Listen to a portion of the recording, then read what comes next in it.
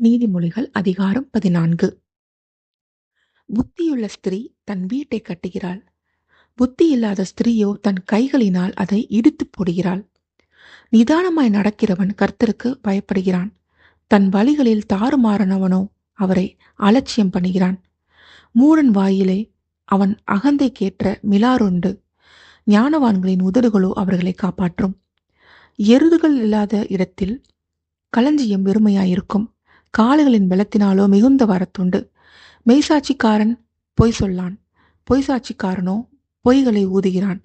பரியாசக்காரன் ஞானத்தை தேடியும் கண்டுபிடியான். புத்தி இளவனுக்கோ அறிவு லேசாய் வரும். மூடனுடைய முகத்துக்கு விலகிப்போ. அறிவுள்ள உதடுகளை அங்கே காணாய். தன் வழியை சிந்தித்துக் கொள்வது விவேகியின் ஞானம்.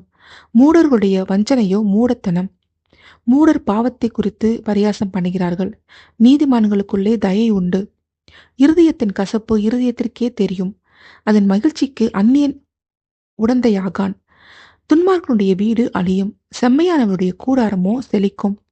மனுஷனுக்கு செம்மையாய் தோன்றுகிற வழி உண்டு. அதன் முடிவோ மரண வழிகள். நகைப்பிலும் மனதுக்கு துக்கம் உண்டு. அந்த மகிழ்ச்சியின் முடிவு சஞ்சலம். பின்வாங்கும் இருதயம் உள்ளவன் தன் வழிகளிலேயும் நல்ல மனுஷனோ தன்னிலே தானும் திருப்தியடைவான். பேதையானவன் எந்த வார்த்தையையும் நம்புவான். விவேகியோ தன் நடையின் மேல் கவனமாயிருக்கிறான். ஞானமுள்ளவன் பயந்து தீமைக்கு விலகுகிறான். மதியினனோ மூர்க்கங்கொண்டு துணிகரமாயிருக்கிறான். முற்கோபி மதிக்கேட்டை செய்வான்.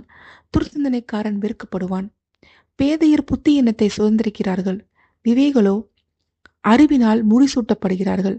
தீயோர் நல்லோருக்கு முன்பாகவும் துன்மார்க்கர் நீதிமானுடைய வாசற்படைகளிலும் குனிவதுண்டு. தரித்திரன் தனக்கடுத்தவனானாலும் பகைக்கப்படுகிறான். ஐஸ்வர்யவானுக்கோ அநேக சிநேகிதருண்டு. பிறனை அவமதிக்கிறவன் பாவம் செய்கிறான். தரித்திரனுக்கு இறங்குகிறவனோ பாக்கியமடைவான்.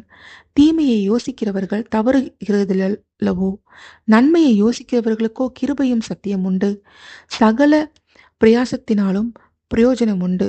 உதடுகளின் பேச்சோ வறுமையை மாத்திரம் தரும். ஞானிகளுக்கு முடி அவர்கள் செல்வம். மூடரின் மதியினம் மூடத்தனமே.